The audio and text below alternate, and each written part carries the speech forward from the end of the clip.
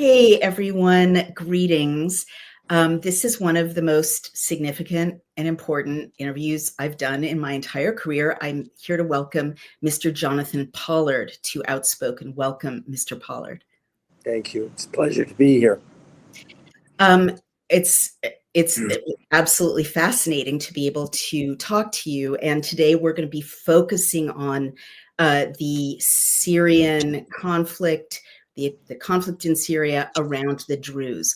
But before we get to that, I do need to, mention Mr. Pollard's bio. Many people are aware that Mr. Pollard's name is kind of a household name in the United States. He was he was an intelligence analyst for the U.S. Navy, and spent many years in the intelligence community. And in 1979, he was his security clearance was revoked because he divulged classified information to a defense attaché. Then he went back to work. And then I'm going to kind of skip ahead. Later, he was also convicted of passing classified intelligence to Israel, and he spent 30 years in prison. He was released on November 20th, 2015. After his release, he was forced to spend 5 years on probation in the New York City area. And in 2020, after his parole was expired, he immigrated to Israel, where, he's been, as I gather from interviews, quite warmly received by members of the public, even though obviously his legacy is complex at the level of the government. So I just wanted to get that out there because it happened. Is there anything you want to add to that, Mr. Pollard, before we go on and talk about the Druze? We'll circle back, of course, to the first issue has to do with the defense attaché that I was working with and had approval to work with him. He was South African, and at the time it was illegal. This was under Jimmy Carter. It was illegal for the American intelligence community to work with the South Africans. Mm-hmm. I was given permission in writing to do so because it was in support of the Nimitz carrier battle group that was en route to the Indian Ocean to help free our diplomatic hostages in Tehran. Mm-hmm. And unfortunately, when some other people in Washington found out about this operation, as happens in Washington, I had to do something that I morally couldn't do. And so it went, as we say, it went south. And eventually I cleared my name and I got my clearances back. Washington is a very complex place, and there are lots of agendas. And I was a young intelligence officer at the time and didn't realize, I guess, the complexity of the situation. Mm-hmm. And my father, may rest in peace, who was very wise to these things, told me to extricate myself immediately because I didn't have what he called a get out of jail card. Mm-hmm. And excuse me, can I jump in, Mr. Pollard? Had your father been in the intelligence community also? Yeah, he did a lot of work for the intelligence community. I mean, his specialty was biological warfare. So he got to know a lot of people overseas as well as in the United States, obviously. And he didn't want me going into intelligence work. He said, "You're much too idealistic." And he said, you basically have to become almost criminally cynical when you go into this work. And as with most things with my father, in retrospect, he was 101% correct. But when you're young, you don't seem to appreciate that fact. There's an old statement by Mark Twain that goes the following, or go along the following. He said, when I was 15, I thought my father was an idiot. And by the time I became 20, I was amazed at how intelligent he had become. And I guess that's the same way for most parents. But I just wanted to clear that one aspect of my bio up. That's all. Thank you very much. So we'll circle back to your, the drama of your arrest and conviction, your years in prison, your probation in New York, and your repatriation, or your, I guess, immigration to the state of Actually, you're right. The first time it was classified as a repatriation. Repatriation.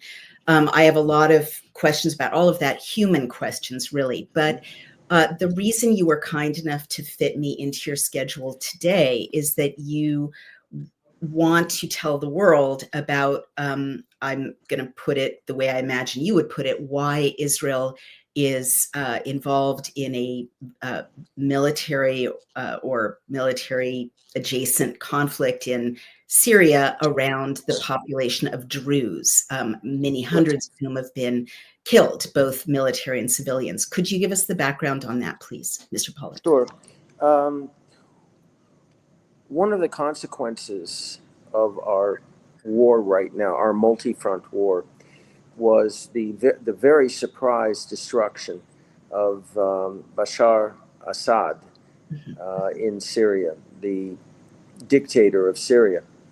The force that defeated him is an Al-Qaeda force. It goes by the acronym of HTS, led by a fellow by the name of Al-Julani. I prefer to use that name because it's his Al-Qaeda name rather than Shara, which is another name that he goes by when he's in more polite company. Right. So this Mr. surprise. Pollard, can I just jump in for 1 minute? Because you and your audience may know a great deal more about these geopolitical events than the average American who may be watching this, or person around the world watching. When you say it was a surprise that the Assad regime fell, I mean, I imagine Israeli intelligence doesn't have a lot of surprises in that area. Why do you say it was a surprise? It was a surprise because nothing had changed actually in a very long time. And the process of the destruction of the Assad regime, especially the army, was a lengthy process. It was kind of an attrition of the capabilities and motivation of the Syrian soldiers and the army that were a little bit difficult to track because of the location. So that, when there's a tree in the forest that's completely rotten, it just takes a very little amount of pressure or power to just tip the thing over. It's rotten, completely rotten. And this is what happened with the Syrian army. I see. The Al-Qaeda forces that were further in the northern part of the country, in a place called Idlib, were completely supported, trained, equipped by Turkey. This is an important point for people to understand from the start. Turkey, under their leader Erdogan, has designs on Syria. Why? Because the current Turkish leader fancies himself a latter-day sultan that wants to recreate the Ottoman Empire, which is why we call his government a neo-Ottoman government. But it's based on Muslim Brotherhood or Salafi philosophy, Al-Qaeda, basically. So when the time was right, when nobody was watching this Mr. front. Pollard, I'm so sorry to jump in again, but what you're telling me is so startling. If that's the goal of the Erdogan regime, why is the West so welcoming to Turkey? Turkey is a very interesting country in the sense that it is a member of NATO. So on that front, he's an accepted, or the country is an accepted member of the community of nations, Right. especially of the West. But on the other hand, people are just not aware of the fact that he is a brutal dictator within the country. Okay. He's pursued a policy of genocide towards the largest minority in Turkey, the Kurds, and that he and Qatar, their allies, are very much into supporting and disseminating the Muslim Brotherhood philosophy Wow. throughout So the Middle East. that's a real threat. So now let's go back to Syria. So Erdogan is interested in expanding into Syria as part of So this. what happened push. was that the moment was chosen, and this Al Qaeda army with Turkish support uh, totally destroyed in a matter of days the entire Syrian army. They just crumbled, which was a big surprise within Israel, even in amongst the intelligence organizations monitoring the state of the Syrian army. And suddenly we found ourselves not just facing the Iranians anymore because they fled. The Muslim Brotherhood basically is an enemy, a blood enemy of the Iranians because they're Shia. Wow. It's a different sect. Right. So the Iranian was suddenly this great fear that we had of the Iranian threat to the north disappeared. And they just fled. And what replaced it was something, in my opinion, far worse. What replaced it was a Turkish supported terrorist organization masquerading as a legitimate or acceptable political party. And this is something that's very hard for people to understand.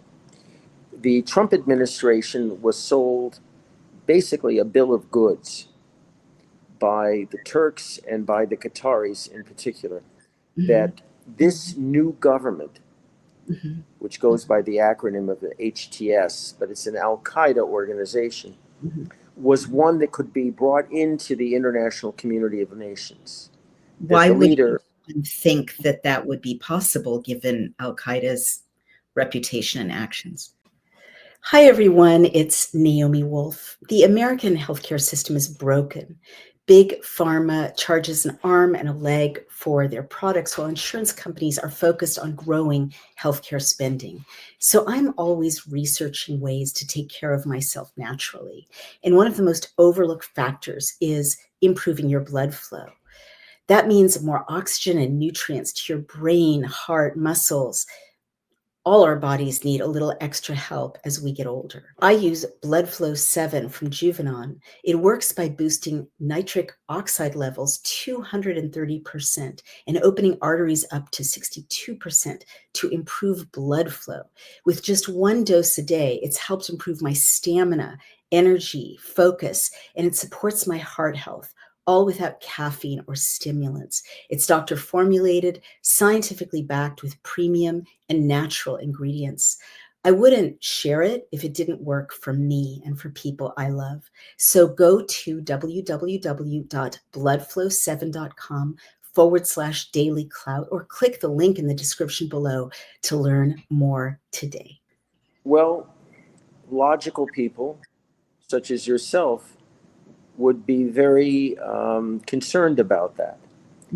But the problem was that the administration is staffed by individuals that are compromised by their involvement, either politically or financially, with Qatar. And it was Qatar's plan to have the Trump administration see this new government for something that it wasn't. That is, they wanted to present this guy, and they did. They had him presented to President Trump in Saudi Arabia, and he presents Al-Julani, the leader, presents very well. He doesn't wear a keffiyeh. He doesn't carry a Kalashnikov rifle. He doesn't have a knife between his mouth. But he did have a bounty on his head, an American bounty on his head for being a terrorist. as did his organization.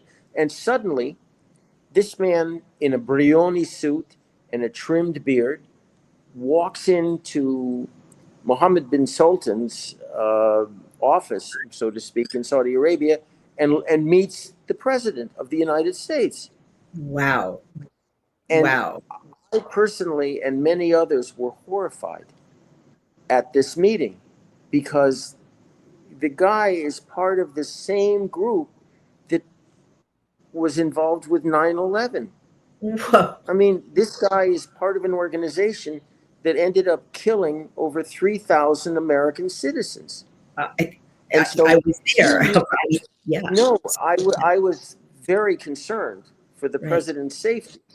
But, you know, the heir apparent of Saudi Arabia was the host. Right. So you ask why, you know, if the guy is being supported by Turkey and Qatar, why was Saudi Arabia, who were not which they're not friends with the Qataris for sure. Right. Why Right. was Mohammed bin Sultan actually acting as a host? The reason is because in the mind of the Saudis and the Emiratis, the UAE, Syria is in play. What that means is the Saudis and the Emiratis are trying to displace with money, the influence of the Qataris and the Turks. Well, it isn't going to work because the Qataris have the same political philosophy, the Muslim brother philosophy of Jolani and the new Syrian government. These are the same people, by the way, that are in Hamas. So, There's Mr. really- Pollard, can I ask you to pause there so I can restate what I think you're saying and make sure I understand it? Just because it's a very complex situation. We have recently formalized or solidified, we, the United States, alliances with Saudi Arabia and Israel. They've been working well together.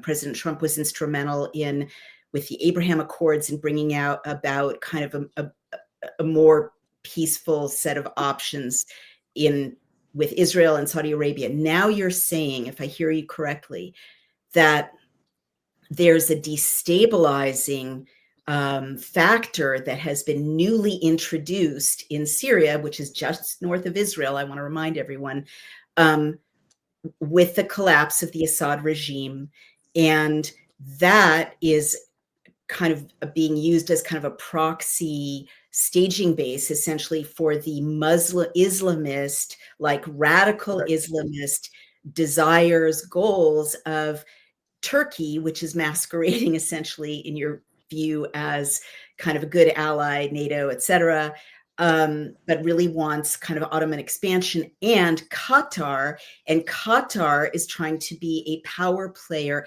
Qatar, which is also aligned with a more extreme Islam, expansionist Islam. Qatar and Saudi Arabia are not aligned, and really Saudi Arabia is a more manageable ally for both Israel and the United States. And I'm going to wrap this up in just a minute.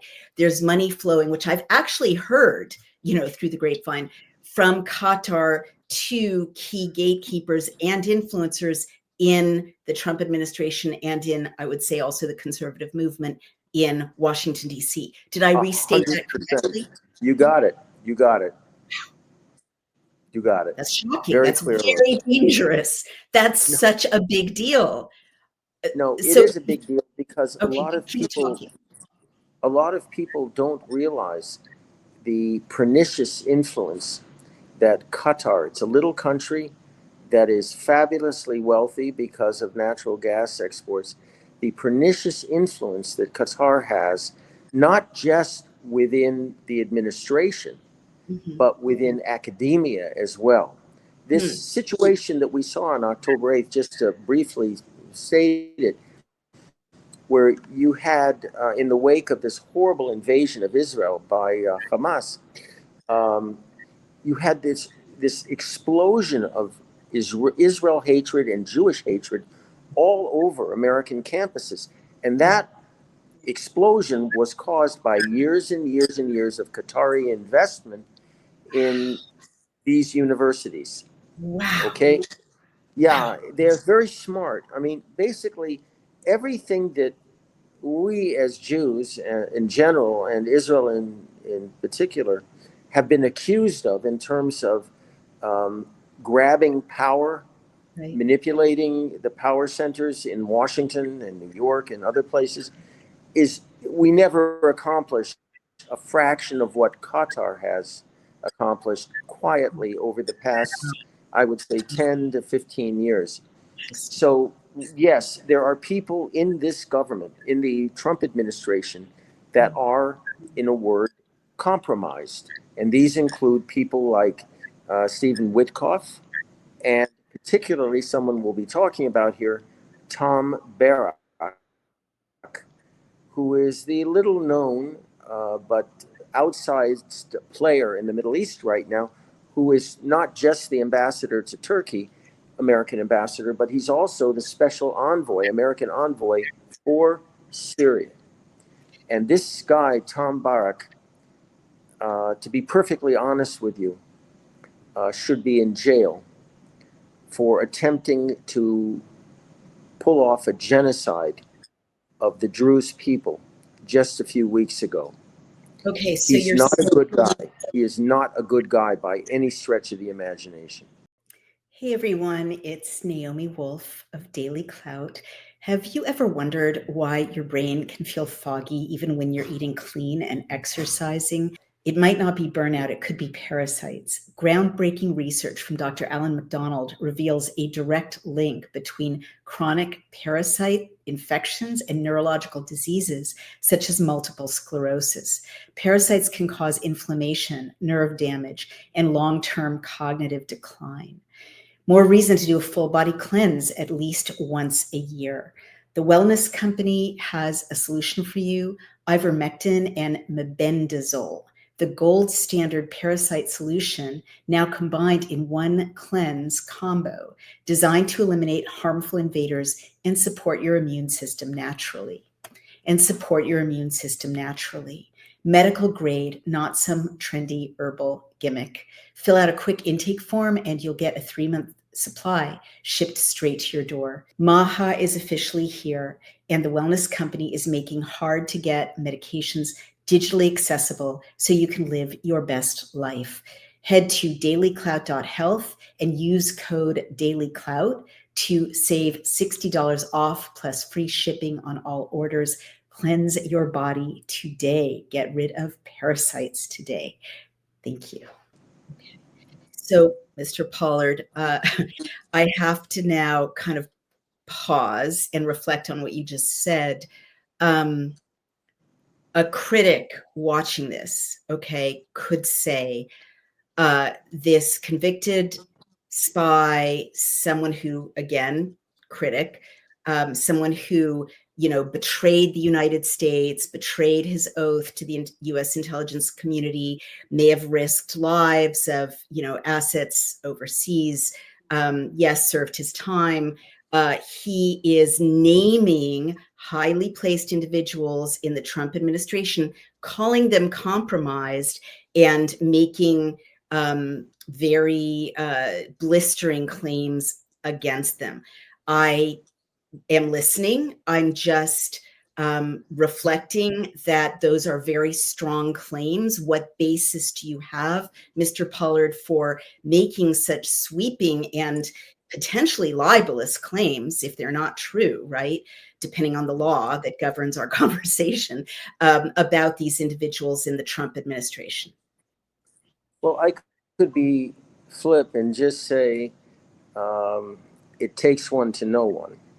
I could say that. Practically speaking, this Mr. Barrack was actually prosecuted for being an unregistered foreign agent. What? For What? Qatar. What? And Yeah. he's the ambassador. Now, he's the ambassador to Turkey currently. Is that what you're saying? Now he did get out of this case, so we have to acknowledge the fact that he was found innocent. However, if you look at the evidence that the government, the U.S. government, collected against him, it's pretty overwhelming. However, this is Washington, okay? And And excuse me, he was a lot accused of of. crazy things happen in Washington. Mr. Now, Pollard, I'm so sorry to interrupt you, but I have to. You're saying he was accused of being an unregistered foreign agent, which, by the way, is a criminal or civil offense? fine. Yeah, it's a criminal act. Yeah. It's a criminal act, but for Qatar, is that the Yes, uh, for Qatar. country? For Qatar. All right, go ahead. I'm listening. Okay, and he has not stopped representing financial interests in Qatar, and you can kind of see him in the same way as Stephen Witkoff. Okay. Both Now, of could these you identify individuals, gentlemen. Stephen Witkoff's? Sorry, Mr. Pollard. Please identify Stephen Witkoff's role in the administration currently. Stephen Witkoff is now a special envoy for the hostage negotiations that are ongoing between Israel and Hamas, and also involving Qatar and Egypt at the same time. Because So Qatar, what you're having are two. right? Mr. Pollard, the reason Qatar is involved in the hostage negotiations is because ostensibly or allegedly Qatar funds or helps to fund Hamas. Is that correct?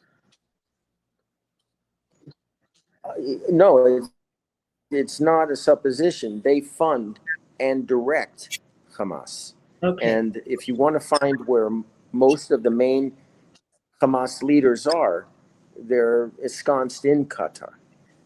So Right now. you're Okay. claiming So that you have this guy. Go ahead. Go ahead. No, I was just saying. I mean, basically, you have. Let me just concentrate on Tom Barak and his family background. He originally came from Lebanon, and he is extremely close. He's very proud of the fact that his father had an Ottoman passport, and his relationship as ambassador to U.S. ambassador to Turkey is more of a cheerleader than he is a critic. He sees Turkey in the most benign sense, and he doesn't see them for the threat they pose to the Middle East and, in fact, to Europe as well. So when this new government was formed in Syria, Tom Barak was given a secondary job of being the U.S. Special Envoy for Syria. And he's been more of a supporter and facilitator of Turkish interests in Syria than he has American interests. His point, Tom Barak's point, is that what is needed is a unified Syria. Okay. You have to understand that the modern day state of Syria was an artificial creation made by the French government in the wake of World War I. Right. And this government, this state, was just like, in a sense, Iraq under the British, and Lebanon also under the French, and even Jordan or Transjordan under the British. They were designed for imperial purposes. And so, much like as we have in Africa, you have diverse groups. You have, Mr. Pollard, a lot of people say Israel was created for similar reasons. No, Israel, first of all, as a country, has a 3,000-year history as a country. Yes, Jews were exiled, but we always had people in Israel, and no other country actually had a capital. Subsequent to the Roman destruction of the Jewish state, no other country had a capital in the land of Israel. We were the only ones, and we never gave up our territorial rights to that country. This is a deep debate. So let's move back to the ambassador to Turkey. Fine. So yeah, go ahead. It's very important for Turkey to have a unified Syria Okay. with all the minorities annihilated, because it will make it much easier for a Muslim Brotherhood nation like Turkey to absorb Syria into what they call the caliphate. Okay. Okay, so what happens now is you have the various minorities in Syria, the Kurds in the north, the Alawites in the northwest, Christians, as well as, of course, the Druze, saying, wait a second, we don't want to be part of an Al Qaeda country, because we know what Al Qaeda does to minorities. Right. What they did to the Yazidis in Iraq, what they did to the Assyrian Christians in Iraq, what they did to the Coptic Christians in the Sinai Peninsula. The Al Qaeda philosophy basically states that if you're not going to accept their view of Islam, you're dead. Right. And shortly after Giuliani's government took office, there was a massive pogrom against the Alawite minority in northwestern Syria, which is still ongoing. And it's kind of dropped off the media map, but I've seen horrible videos of what's going on even today. You have to stay healthy and well at times like this. You know that I often have suffered from mobility issues, and now I don't. Part of my lifestyle is Native Path collagen. So, Native Path's collagen formula is made with ingredients that are scientifically developed to increase bone mineral density, support tissue recovery, reduce wrinkles, enhance hair thickness, and strengthen nails. Who wouldn't want more collagen with all of these benefits? So right now, when you visit getnativepath.com/daily clout, you can stock up on Native Path collagen for up to an incredible 45% off today, plus free shipping. Every order comes with a 365-day money-back guarantee. You can try it risk-free today. It is a single ingredient formula with no fillers, additives, or artificial sweeteners, and it's third-party tested for heavy metals, which makes sure that it is pure and safe. It's flavorless. You can add it to anything. I add it to my oatmeal. You can add it to coffee or smoothies. Its formula makes it more bioavailable, meaning it's absorbed more easily and mixes without clumping. And the best part is Native Path is offering amazing bundle deals, 3 or 6 packs at a fraction of the price of other brands. With over 4 million jars sold, 1 million happy customers, 8,000 five-star reviews, and a 365-day no-risk guarantee, Native Path is a trusted choice, and they offer an 800 number. You can ask any question. A real person is waiting to help. You can join a private Facebook community. I love these people. Share recipes, success stories. So that's getnativepath.com/daily clout and start your experience of transformation today. And Barak, Tom Barak in particular, is saying, no, this isn't happening. This is just a misunderstanding. Well, it's not a misunderstanding, and it is happening. An attempted genocide. Now, what happened just a few weeks ago? Mr. Pollard, would you identify who, in your view, are the targets of the attempted genocide in Syria? In Syria, the genocide policy is directed at the Alawites, who used to be kind of the ruling minority in Syria, because the Assad. Also a sect of Islam, is that correct? Pardon? They are also a sect of Islam. Alawites are also Muslim. Well, the Alawites and Druze are interesting peoples, and their faiths are basically viewed as being apostate by traditional Muslims. Okay, so they don't fall into the Sunni Muslim tradition. I see. Okay, They're, got it. They're a mixture of many beliefs. but they are not Sunni. And that's the Gotcha. important point, distinction Okay. as far as, okay, Al-Qaeda is They're concerned. targeted by the Al Qaeda aligned regime in Syria. Go ahead. Right. And And it was under the direction, actually, of the Turks that this attempted genocide, which is still ongoing, against the Alawites started. Now, you should wow. understand that the Al-Qaeda government, which is now in Damascus, which has stood up an army of their own, has a habit of having their soldiers switch uniforms so that they can have plausible deniability. I see. So what happened in the Alawite areas of northwest Syria was that you had Syrian army troops changing into terrorist uniforms, Al-Qaeda uniforms. And so the government could say, hey, we're not committing these atrocities. These terrorists are committing atrocities. But nobody was fooled by this because, well, videos are hard to fake in this sense. You actually saw the Syrian soldiers changing the uniforms and laughing about it. I mean, So, okay, anything's possible with AI these days, but please go ahead.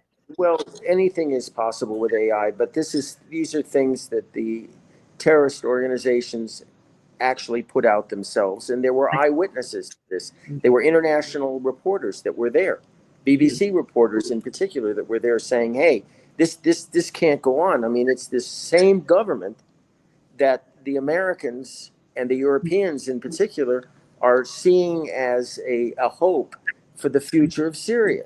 And Wow. look what they're doing. Right. Now, you have on the ground reporting.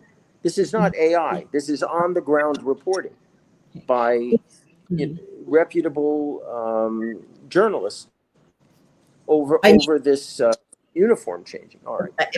Yes, BBC is a credible source. Syrian Observatory for Human Rights. I dug into their reporting during a wave of alleged atrocity videos, and a lot of what they were putting out could not be properly sourced. So, well, in this case, it was open. The country was open to the extent that there were international journalists who were present and filmed atrocities occurring. All right, all right.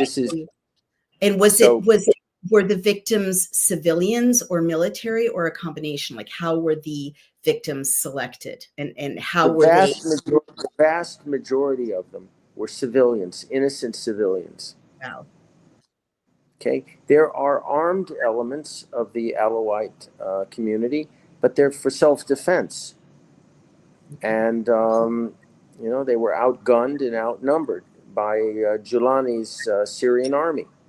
Okay. And did they just execute them or torture them, or what was the nature of the atrocities? Yeah, all of the above. It's everything that we saw Al-Qaeda do in Iraq. It's everything that we've seen Al-Qaeda do in Syria. It's everything that we've seen terrorists, the Hamas, do, for example, with Israeli captives.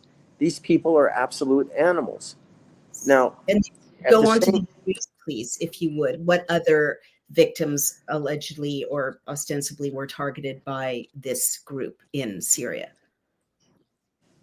Well, now we have the attack against the Druze that occurred several weeks ago. And that has been videoed so extensively that, it's not even open to question. And just like when Hamas invaded Israel with GoPros on their helmets, the Al-Qaeda guys are doing the same thing against the Druze. They're taking and it's frightening to see a bunch of Pardon? I'm so sorry. We have a little bit of a lag. I'm sorry, I didn't hear what you said. That's fine. I was just saying we have a bit of a lag in the audio, which makes me seem like I'm rudely interrupting you when I'm really trying not to. Okay. Did you just say that these Al-Qaeda aligned soldiers of this new Turkish-backed regime are also putting GoPros on their helmets as they commit atrocities against Druze in Syria? Did you Yes. just? In fact, one video that was horrifying showed them lining up Druze men, civilians, on a balcony high up in an apartment complex and forcing them to jump off the balcony while they then moved over and shot them as they were falling. And this has gone viral. And, you know, it's a real problem for people like Tom Barrack to explain away, especially when the individuals committing the atrocities are wearing Syrian army uniforms. They hadn't changed out of their uniforms yet. Right. So this attack by Al-Qaeda, by Syrian army elements that had changed into Al-Qaeda uniforms, and later by the actual Syrian army, and another group, Sunni Bedouin, which have had a blood feud with the Druze for generations. Basically, we here in Israel knew what was going to happen. This was not an intelligence failure on our part. We knew that they were coming to kill the Druze. No. And what happened was people like Tom Barrack and others within the Trump administration tied our hands and told us not to intervene. And so while the slaughter ensued, the pressure within Israel on the prime minister grew to such an extent to do something that he had to basically forget about listening to the Americans and to actually come to the aid of a minority that was going to be annihilated, the Syrian Druze. Did Tom Barrack give Israel a reason not to intervene? Yes. Tom Barrack in particular said that we would complicate the relationship, the growing relationship between the Syrian government and the United States. Well, I'm sure and that's that the Syrian government was not responsible for this ongoing genocide in the South. We knew that to be a lie. And what happened was shortly after we intervened to save the Druze, Tom Barrack and others within the administration, both within the National Security Council, Mahir Bitar, his name is, and within the State Department, Hadi Amr, basically organized a media campaign to discredit Bibi Netanyahu, where they called him a madman, for example, for dropping bombs everywhere, and for obscuring the fact that it was the Syrian government itself, acting along with the Turkish government, that was actually attempting to annihilate this Druze minority in Syria. So they did two things. One, they covered, Barrack and his friends in Washington covered what the Syrian government was doing by claiming, oh, they're not responsible, while at the same time they launched a media campaign, a defamatory campaign against Prime Minister Netanyahu and the state of Israel, that they were somehow, you know, inflaming the situation and making the situation worse by intervening on behalf of the Druze. So this is why many people, myself included, believe very strongly that Tom Barrack in particular should be indicted for attempting genocide of a minority people in Syria. He doesn't seem to this day to get it, that what he's doing is not reforming a country like Syria to be a member of the international community in good standing.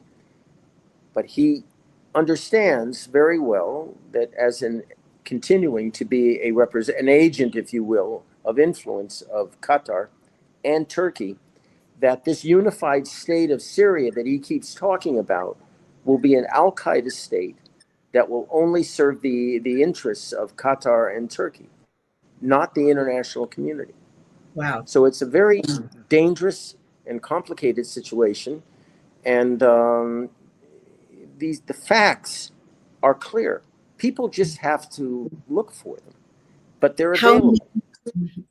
Gotcha. So it's so interesting that this is barely a whisper in a lot of the legacy media, at least in the United States. I don't think most people are aware that Alawite and Druze civilians have been murdered or attacked in Syria by a changed regime. You know what I call this, Naomi? What? I call this Rwanda 2.0. Wow. This is I mean, with Rwanda, a lot of people didn't know what was going on. They really didn't. There wasn't enough reporting on Right. what was going on. And it Right. was only in retrospect that the Clinton administration understood the mistake of not intervening to stop a genocide of the Tutsi. Here, it's in broad daylight. Everybody, at least in this neck of the woods, knows precisely what is going on. And they cannot understand, for the life of them, why the United States should be on the side of a bunch of Al Qaeda terrorists. It doesn't make, who are trying to annihilate an otherwise peaceful minority like the Druze. I want to note that the Druze inside of Israel are longtime, really decades-long allies of the state of Israel and even serve in the Israel Defense Forces. So, correct, they are loyal citizens of the state, and they're very concerned about their family members across the border in Syria. And part of the pressure that was put on Prime Minister Netanyahu came originally from the Druze-Israeli community that was absolutely horrified of what was ongoing in the Syrian parts of the Druze community. So once the Israeli Druze started making noise about this whole thing, basically the Israeli population also sided with them. That, right, we can't stand idly by and watch this minority, along with Christians and Alawites and Kurds, those are the main minorities in Syria, just right, be annihilated. right. We can't, And we Kurds can't are a allow that minority. to happen. Sorry, Kurds are a minority in Turkey as well, aren't they? They are a seriously persecuted minority in Turkey. Okay, so let me pause for a minute, Mr. Pollard. I understand now the essentials of the story as you're telling it. And I understand from having lived in Israel, for many years and knowing about the loyalty of the Druze in Israel, which really is very moving to a lot of Israelis, that people who are not Jewish, would serve in the military and support the state of Israel, put their own lives, at risk by serving in the military.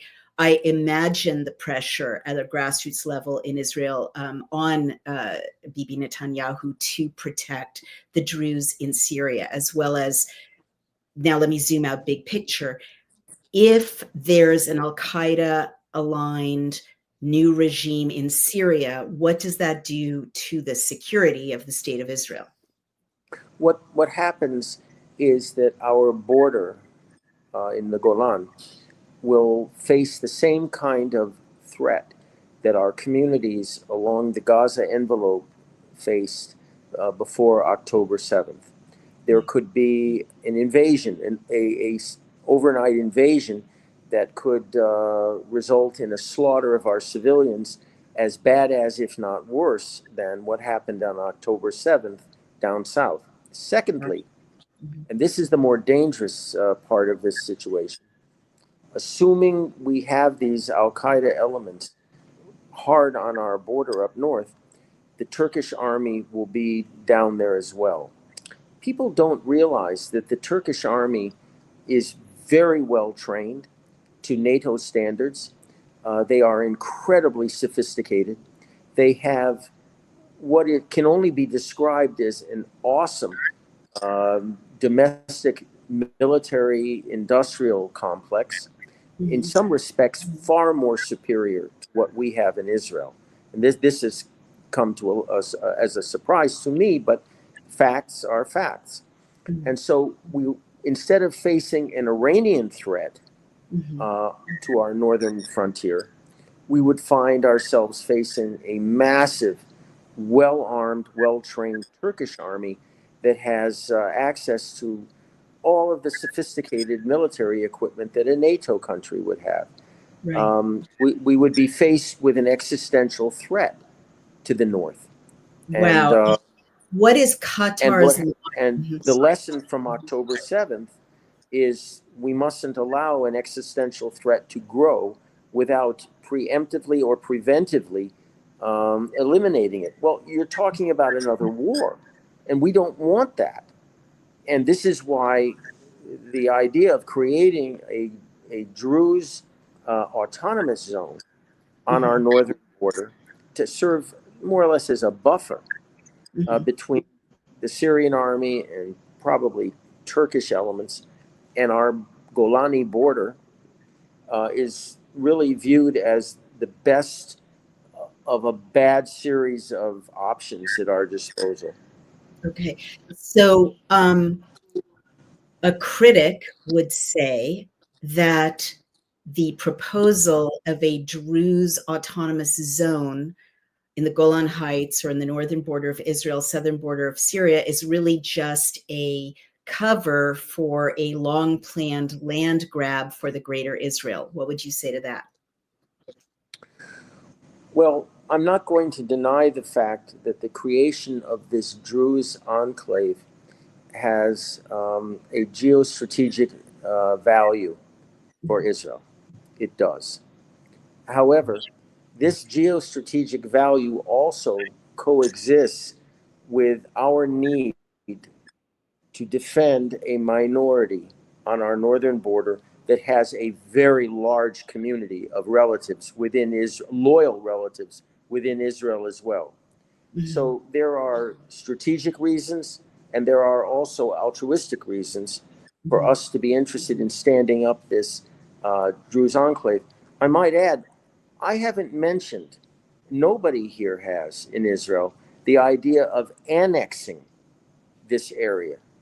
Now, when the Bashar Assad government fell and the Al-Qaeda HTS movement took over Damascus, there were Druze leaders that begged us, especially in a region called the Bashan, which is in the northern part of this enclave, begged us to annex them as a means of protecting them from what just happened. So we're not interested, nobody that I know of is talking about annexing land into what is called a greater Israel or anything else, although we have to admit that these areas were part of biblical Israel. Right. But we're not making that claim right now. We're not making a territorial claim. No, I understand that. But again, devil's advocate, it's my job to, bring to you the questions that I know many people have in their minds right now. If you zoom out big picture, we haven't talked about Gaza, but a critic would say that, Israel has not claimed territorial reconquering of the Gazan territory, but in effect, the preparation is underway for that to take place. Couldn't someone argue that both of these moves are, and it's, arguably understandable from an Israeli point of view, if you've got enemies like this, I'm not justifying any murder of any civilians in any direction whatsoever, but arguably, given enemies like this, Bibi Netanyahu could see that there's a strategic need for, a buffer to the north and a buffer to the south. What would you say to that? Okay, as far as the buffer in the north is concerned, again, it's very important to realize that the population of this proposed buffer area would be allies of Israel. We are not talking about expelling them. We are not talking about people who are not Druze. I mean, I've been to southern Lebanon with the IDF, actually embedded as a journalist during one that's Lebanon. We're not I'm so sorry. talking Excuse me. I beg your pardon. What would you do with the people who are not Druze in southern Syria? Okay, as far as southern Syria is concerned, we have to take Druze interests into account. Right now, the two major threatened minorities in this area are the Druze and Christians. Okay. There are three areas that we're talking about: the Bashan in the north, Daraa in the center, and Sueda, which people have heard about, in the east. Right. Those are the three areas. The problem is with Daraa, which is in the middle of these two groups, because it's a Sunni area that are it's loaded with jihadis, Al Qaeda, and Sunni Bedouin who have this blood feud with the Druze.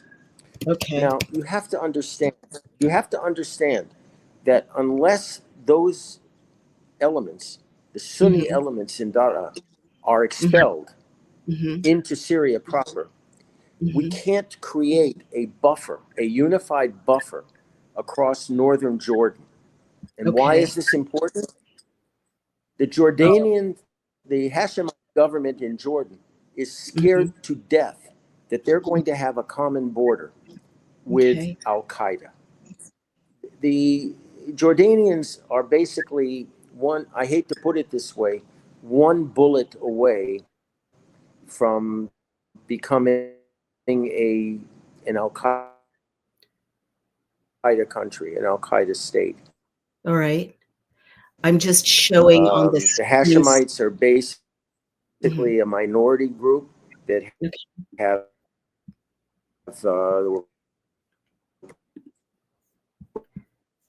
You're breaking up a great deal, Mr. Pollard. Your audio is breaking powered by the British. Bedouin group. They're a Bedouin group, and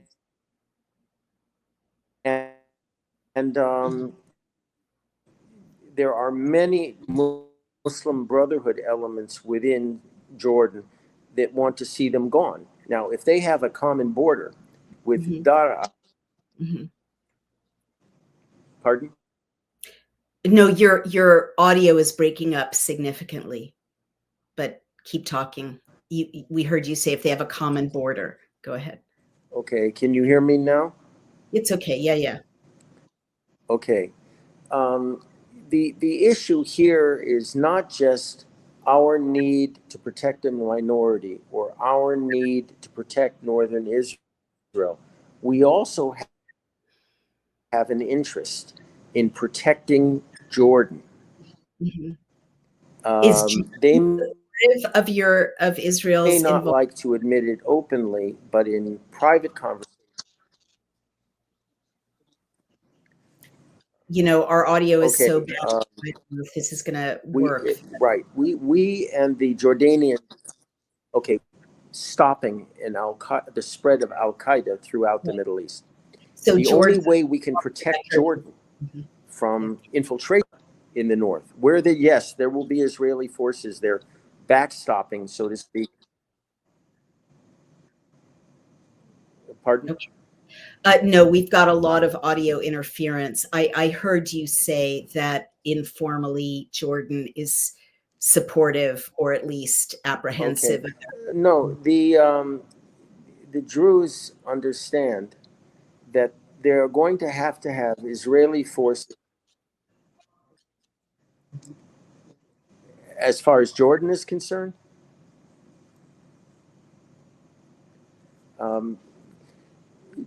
Jordan is in Jordan.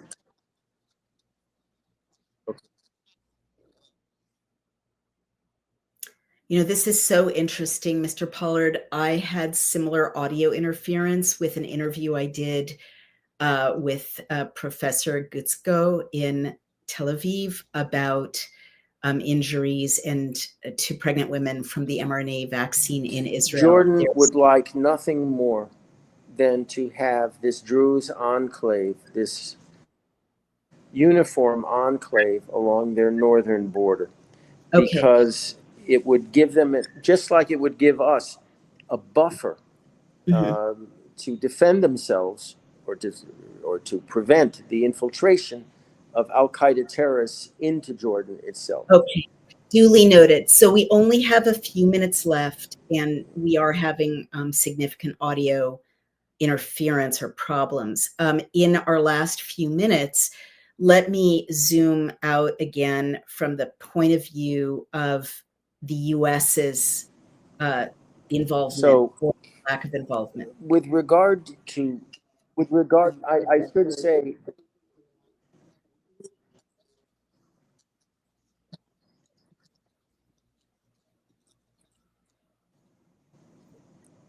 Whatever. The mRNA vaccine in Israel? We have a very big delay, such a big delay, it's hard to have a conversation. If you can hear this, please say in our last few minutes, has the Trump administration ceased, in your view, to be an ally to Israel because of what you say is Qatari influence on members of the Trump administration?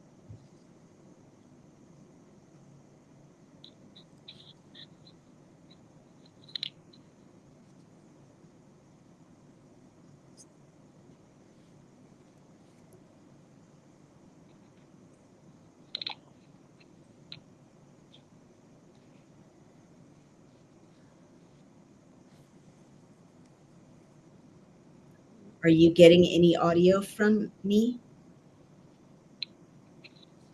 Any audio coming through, Mr. Pollard? Correct. If I could, I just wanted to answer your question with regard to Gaza.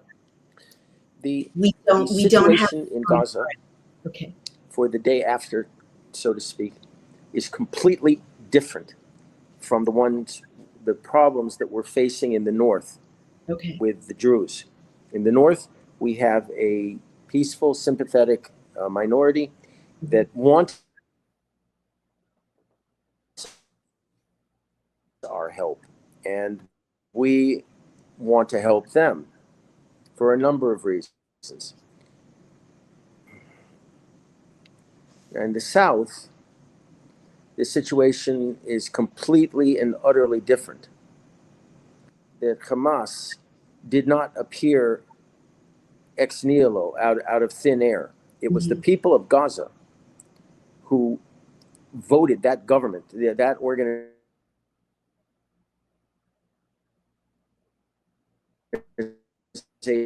into power. And ever since we pulled out of Gaza, they have been indoctrinated into an Al-Qaeda philosophy, a doctrine. And as far as the people here are concerned in Israel, what we saw on October 7th and what our people experienced were not just Hamas forces crossing the border, but thousands upon thousands of everyday, average, normal, quote, normal, Gazan civilians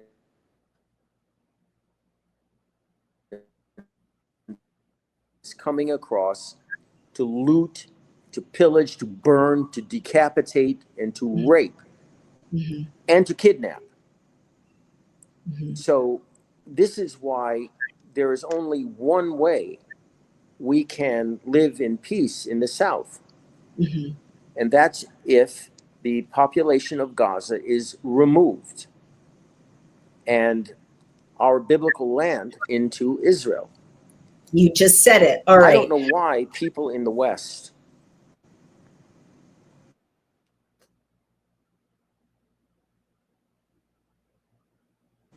believe that we should be feeding an enemy population that hates our guts. Okay. We don't understand this at all. Okay. Mr. Pollard. These people came across the border, raped, murdered, and pillaged innocent civilians, Jews, and now they're crying for help because they're not eating and they're not receiving adequate equipment, medical equipment. Excuse me for pointing this out, but I think people's ire, people's anger should perhaps be directed at either Hamas, that started this war, or at Egypt, which is a war, to have safe haven where they, in Egypt, where they can be fed, where they can be in Gaza. Nobody is pointing an accusing finger at Egypt for committing a war crime, a humanitarian crime, by not allowing an endangered civilian population to come into their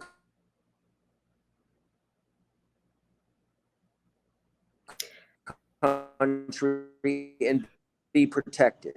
Okay. They're Mr. the ones that should be on trial in The Hague, not us. Okay. But Mr. everybody's Pollard, protecting Egypt. Everything is okay as far as Egypt is concerned. Mr. But Pollard, it's not okay. I have So to as jump far in. as Gaza is concerned, which, as I've just explained, is completely different from the north, it is a matter of life and death that we spell the population to who care Gaza with our people. Okay. And that's the only way we are going to guarantee.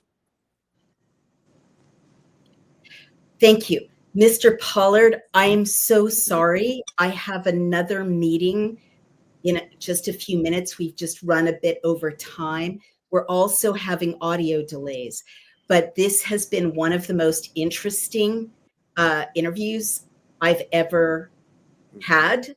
I'm sure many people have very strong responses to what you've shared, for and against, but I appreciate your time. And there's so much you brought up, including what you just ended with, that could be the subject of a whole other conversation in the future. So I hope you will come back.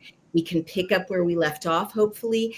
And in the meantime, thank you for this incredibly illuminating, if highly controversial, discussion in which you've shared a great deal of information from your point of view, no doubt from the Israeli government's point of view, that we did not have. I'm so sorry. I have to go now. Where can people find you? Where do people follow you?